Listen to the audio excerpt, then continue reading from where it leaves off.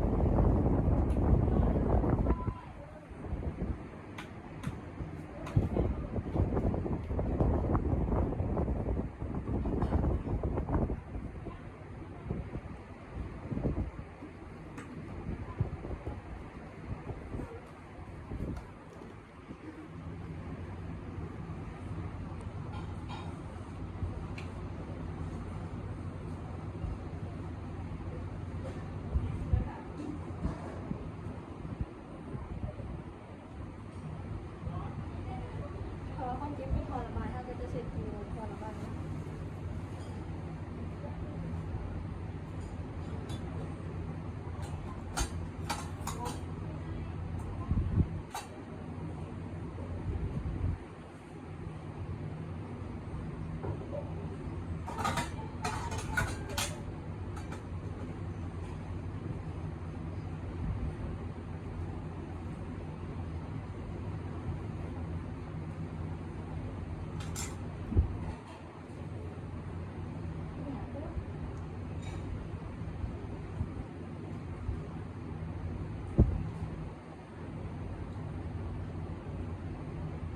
ถ้ามันปากแข็งมันอาบอะไร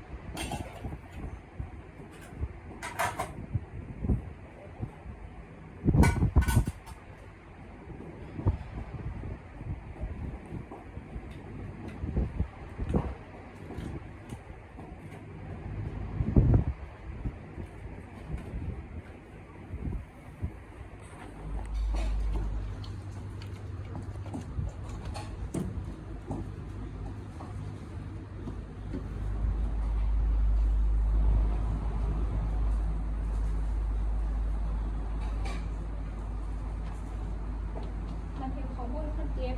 บันทึกในขังวันที่16 เดือน6 2563ได้ดูดขี่เสลดคนเจ็บซื้อนางสีแสงเดือนอายุ25 ปีเตียงเบอร์ 3ของเบอร์ 5ขี่เสลดค